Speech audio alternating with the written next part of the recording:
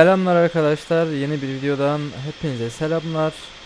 Dark Zero TR kanalıma hoş geldiniz hepiniz.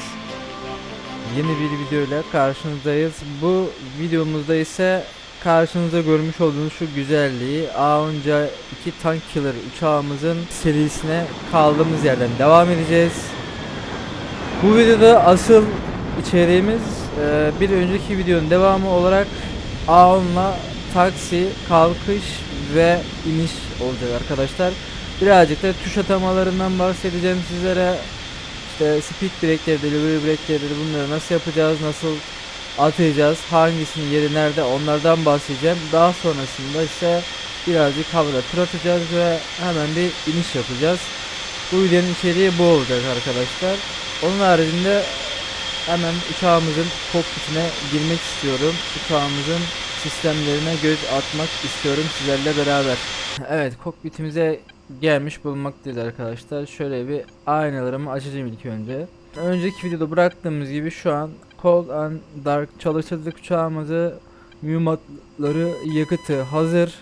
Hareket etmek için, göreve gitmek için bizim yapmamız gereken ne olacak? Şöyle bir ön kontrol yapabiliriz.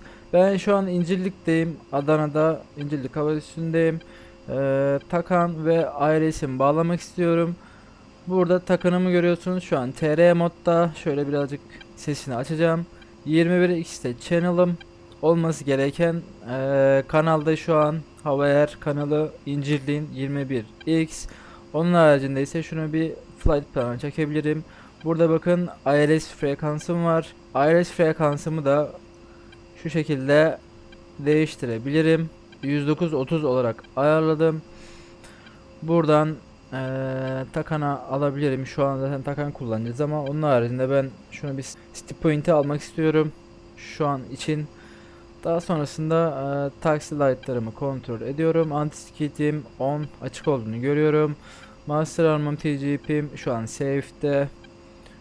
Burada yakıt pompalarımın, engine pompalarımın açık olduğunu görüyorum. Onun haricinde arkadaşlar yapmamız gereken hemen birkaç tuş atamamız var. Onlara bakalım. Adjust Control'e girdim.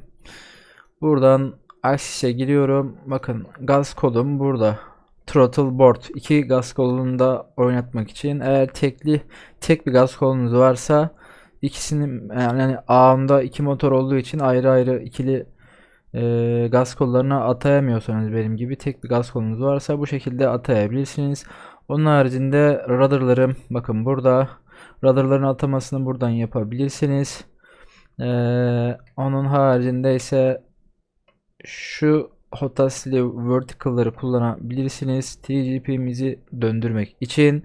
Zoom ve cockpit içinde ileri geri zoom yapmak için. Onun haricinde burada pitch ve rolümüz joystick'imizin uçağımızı yönlendirmek için atamalarımızı bu şekilde ayarlayabilirsiniz. Burada bakalım daha fazla bir şey gözükmedi. Onun haricinde all but axis command'e girdiğimiz zaman en önemlilerinden Hotas nose wheel steering button arkadaşlar, bunu lütfen atayın yoksa takside uçağınızı yönlendiremezsiniz. F-16'da olduğu, F-18'de olduğu gibi, diğer uçaklarda da olduğu gibi bunu atamanızı yapın. Daha sonrasında şöyle bir sağ shift P pilotumuzu getirdiğimiz tuş var. Bunu da mutlaka atayın. Burada speed breaklerimiz, daha doğrusu şu ikisi, evet, speed brake, switch, AFT ve forward, uzun basılı tutup aşağı yaptığınız zaman speed brake'leriniz, hava frenleriniz açılır kapalı arkadaşlar. Onun haricinde bir de flaplarımız var. Bakın flaps up, flap kapatma ve flap açma arkadaşlar. Bu iki tuş. Bunlar default tuşları daha doğrusu. Bunları kendiniz atayabilirsiniz. Onun haricinde şu an için aklıma gelen bir şey daha var. O da wheel brake, yerdeyken fren yapmak için buna atayabilirsiniz. Bizim kullanacaklarımız şimdilik bunlar olacak arkadaşlar. Takanımızı bağlı. Ailesimiz frekansına girili 109.30. Bunun haricinde herhangi bir sıkıntımız yok. Uçağımızda taksi light'ımız 10. Ufak bir gaz veriyorum.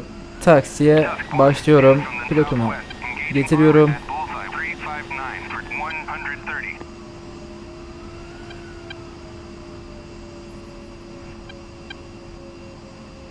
Bakın radar tuşlarıyla uçağımı bu şekilde yönlendiriyorum. Nose string tam şurada gözüküyor. Açıp kapalı olduğu. Buradan ayarlayabiliyorum.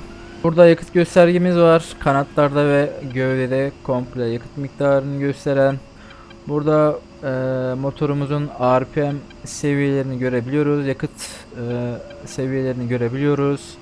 Onun haricinde egzoz sıcaklığının derecelerini görebiliyoruz arkadaşlar. Piste doğru taksi yapmaya devam edeceğim. Çok bir olay yok aslında taksinin ve kalkış inişin, sadece ufak püf noktaları var. Onlara göz attığımız sürece kolay bir şekilde uçağı indirip kaldırabilirsiniz. Bu arada pilotu da kapatıp şuradan takanım için korsumu alacağım. 05 PC için 0.50 olarak ayarlayacağım. İnişte çünkü takanla yön bulacağız. Şöyle bir kaldırayım şunu. Bakın takan aldım. Miles'ım, uzaklığım düşmeye başladı gitgide. Piste çıkmadan önce frenlerimi bu şekilde kontrol edebilirim. Bakın pilotun ayakları bu şekilde yeri basarak frenleme yapıyor. Daha sonrasında radarlarımı zaten kontrol ettim. Dönüşte sağa ve sola. Bu arada A'nın gerçekten dönüşleri yerdeyken çok iyi arkadaşlar. Çok güzel dönüyor. Bunun haricinde speed breaklerimi kontrol edebilirim. Bu şekilde full açtım. Bu şekilde kapadım. Şu an flaplarım görmüş olduğunuz gibi 10 derecede açık. Onun haricinde ise hemen şuradan bir 360.10 olan incirliğin frekansına geçebilirim. Bakın take off diyeceğim, bakın ne diyecek.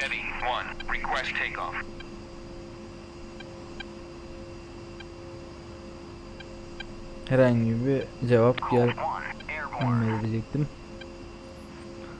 360'tan ses geliyor ama tamam. Herhangi bir sıkıntı olmadığını görebiliriz. Anlayabiliriz daha doğrusu. Flaplarım istediğim gibi arkadaşlar 10 derece. Şurada bir line up olalım. Bu arada ağımda park freni yok. O yüzden park freni çekemeyeceğim. Onun haricinde dikkat etmem gereken ne var burada? Pito heatlerim açık olduğuna dikkat edeceğim. Positionlarımı steady'den flash'a geçireceğim. Formasyon ışıklarımı açabilirim arkadaşlar. Bunun haricinde kokpit ışıklandırması vesaire ayarlayabilirsiniz. Buradan takanım TR'de 21X channel'ında olması gerektiği gibi ayarlı. Ailesini bağlı ama ailesi kullanmayacağım. Onun haricinde buradan artık taksiden Landing Light'e geçebilirim. Başka da bir sıkıntımız, sorunumuz yok gibi gözüküyor. Piste doğru devam edeceğim. QFP 2976 demiş bana. İncirlik sesi gelmiyor ama yakaladım. QFP'mi 2976'ya ayarlamam gerekiyor. QFP'mizi nereden ayarlıyorduk? Tam olarak şuradan 2976'ya ayarlayalım. QFP'mizi ayarladığımıza göre kalkışa geçebiliriz. Kalkışta arkadaşlar dikkat etmemiz gereken 70 knot'u geçtikten sonra nozzle stringimizi kapatacağız. Yoksa uçak sağa sola acayip yatıyor. Onun haricinde ise flaplarımız 5 derecede olacak. 10 derecede olacak şu an olduğu gibi. 130-140 knot civarı gördüğümüzde burnumuzu çekmeye başlayacağız ve yerden tek ellerimizi kestikten sonra 5 derece yükselişi geçmeyeceğiz. Ha bir de unutmadan hemen şurada benim take off trimim var arkadaşlar. Şöyle bir pilotu kapatayım. Bakın take off trim. Buna da şöyle bir 2 saniye 3 saniye bastığımız zaman trimimizi sıfırlıyor. Daha sonrasında gazımızı fullleyip kalkışımıza geçebiliriz. Koşturmaya başladık. 50, 60, 70 knot'u gördüm. Nose ve stingimi kapattım. Artık radarlarımı kullanıyorum. Uçağımı yönlendirmek için. 120 knot, 130 knot burnumu çekmeye başladım ve airburn. Girap. İniş takımlarımı kapattım. İniş takımlarım kapandı. 170 knotları gördüğüm zaman flaplarımı kapatacağım. 5 derecede yükselişime devam ediyorum ve 170 knot'u gördüm. Flaplarımı kapattım arkadaşlar. Birazcık kaldırma kuvvetini kaybediyor uçağım burada ama özellikle yüklü olduğu zaman da önemli değil. Bu şekilde tırmanışıma devam ettireceğim. Bu arada TGP'mi, lazer armamı, master armamı açacağım. Belki bir iki atış yaparız video içerisinde. Onun haricinde jammer'ımı burada demiştim. Jammer'ımı buradan auto'ya getirip çalıştırabilirim. Bu şekilde kalkışımı tamamladıktan sonra 305 taktik kanala geçebilirim. Erken gerçi ama ben şimdiden geçmeyi tercih edeceğim. An turbofan motorlu olduğu için arkadaşlar hızlanması çok hızlı olan bir şey değil, yani öyle diyeyim. Ani hızlanıp ani yavaşlayabilen bir uçak değil. 3000 fit'te artık burnumu tutacağım arkadaşlar. Şu şekilde. Bir de burada Adjust Control'den size bir tuş daha göstereceğim. O da şu olacak. Leap, Engage, Dispatch. Bu ne oluyor? Otomatik pilot oluyor. Bakın bastım. Altitude heading dedi. Tuttu otomatik pilotta. Ha bir de şu var. Benim uçağıma trim vermem gerekiyor. Onları da şöyle size göstereyim.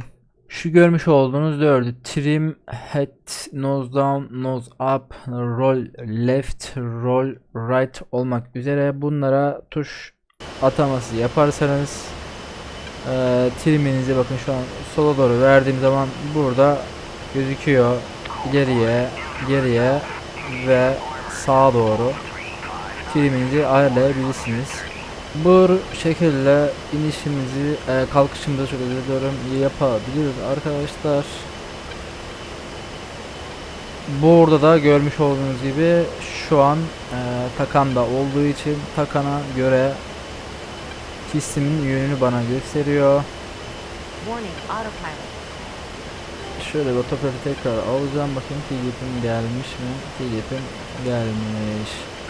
Gerçi ben mevlikleri açmadım, o yüzden bir Mark 84 atış yapacağım. Otopilottan çıkıp yükseleceğim. Daha Mark 84 atışını yaptıktan sonra incirliğe geri dönebilirim. Bakın görmüş olduğunuz gibi burada diğer onların CP noktaları ve uçakların nerede olduklarını görebilirim. Ben de şuraya hemen bir CP'mi atacağım ve şuradan CP'mi aktif hale getireceğim. CP'm 10. Bölgeye bakabilirim. Bölge karman çorman. Bayağı bir hedef vurmuşlar. Sağlam hedef bulabilir miyim sanmıyorum ama böyle ortalara bir yerlere atış yapabilirim. Deli gibi atış yapıyorlar şu an bizimkiler. Şuraya görmeniz açısından bir atış yapacağım. Şu an şeflerim otomatlı olduğu için takır takır atıyor füze atışlarını gördüğü an.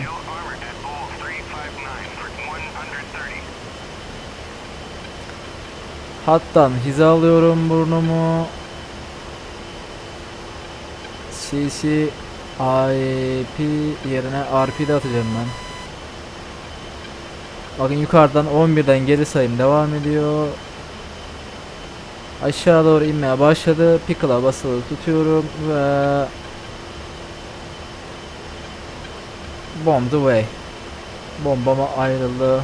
Bölgeye doğru bakacak olursam şöyle birazcık geriye zoom yapayım. Hala düşüyor mühimmat? Düştü. Evet. Bölgeye mühimmatımı düşürdüm. Atışımı yaptım ve geri dönüş yapabilirim İncirli'ye doğru. Onun için ne yapacağım? Hemen İncirli'nin frekansı 360.10 alacağım. Sesini tam ayarlayamadım, ses seviyesini, ama olsun. Şu an Takan'ım bağlı olması lazım. IRS değil, Takan abi. İkisini de kullanalım, ya da ikisini de, Takan ve IRS. İkisini de kullanalım. 05'e indiriyor beni. 05'e iniş izni verdi. 05 pistine doğru yöneleceğim. 05 pistinin tam karşısından uçağımı aldım. Ve 05 pist, yani şu pist bitiminden sonra kendime bir nirengi noktası seçeceğim. Ondan sonra sağdan dönüşe başlayacağım arkadaşlar.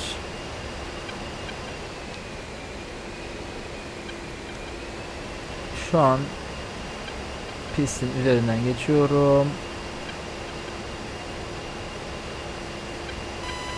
Nirengi noktam şu kırmızı evlerin bitimi olacak. Kırmızı evler bitecek ve ben sağdan 1.4G ile dönmeye başlıyorum. 1.4, 1.3, 1.5 değişiyor tabi, bu biraz. Tam ayarını tutturmak her zaman mümkün olmuyor. Pistim sağ tarafımda kalmaya başladı. 220, 230 baş. 230 başta uçağımı topladım. Birazcık daha alçalsam daha güzel olacak çünkü biraz yüksek kaldım. Artık bundan sonrası rüzgar altındayız. Esas bacağı bundan sonra gireceğim. Onun için de ne yapmam gerekiyor? Tam kanadımın ucu şu pistin bitimine geldiği an gaz kolumu indirmek, iniş takımlarımı açmak, hava frenlerimi açıp flaplarımı açıp piste doğru uçağımı hizalamak olacak. Overheat'lenmek için şu an uçağımın kanadından nirengi noktasına alıyorum. Hizalanmasını bekliyorum. Ve pisti geçtim. Artık ne yapabilirim? Hava frenlerimi açarak, iniş takımlarımı açarak ve flaplarımı açarak ufak ufak havalimanına doğru dönüşe başlayabilirim.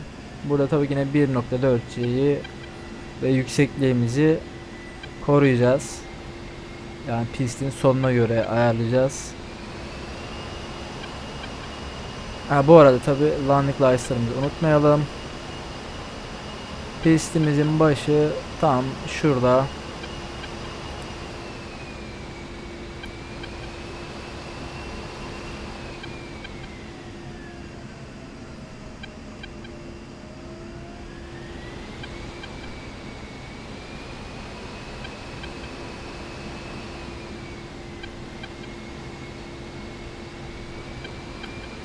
İnişimi de bu şekilde ayarlıyorum. Ailesimi de yakalamış şu an, görmüş olduğunuz gibi uçağım. Bu şekilde pistimde hizalanarak inişimi yapıyorum arkadaşlar. 140 knot civarı teker değdireceğim.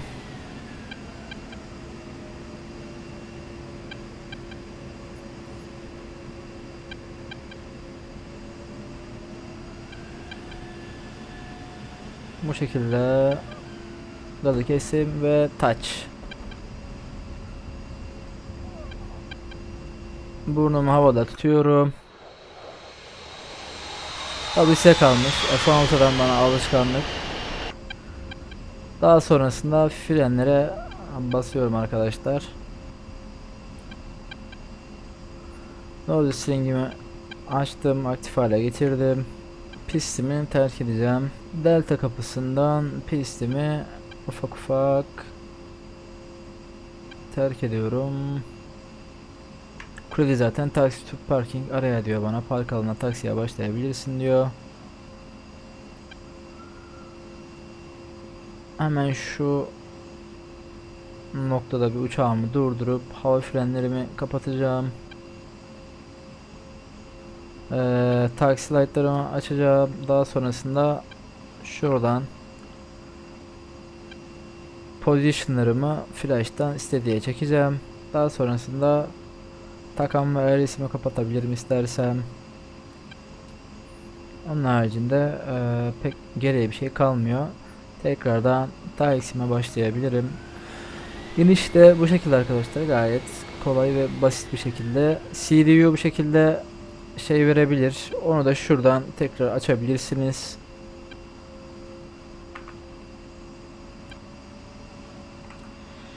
Kanapimi açacağım burada.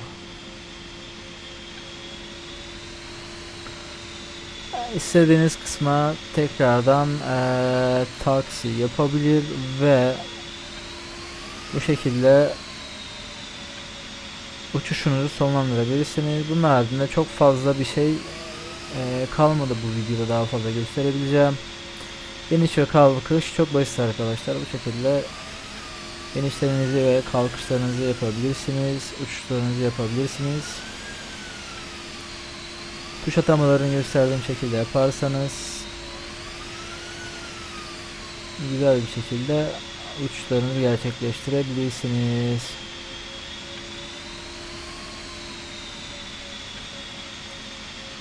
Uçağımı buraya park edip videoyu burada bitireceğim arkadaşlar.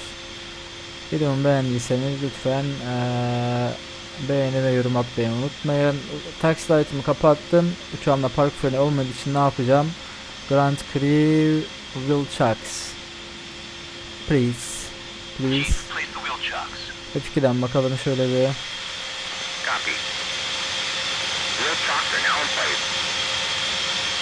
Wheel Chucks'ım geldi ve uçuşumu burada bitirdim. Bu video da burada bitti arkadaşlar. Bir sonraki videoda görüşmek üzere. Kendinize iyi bakın.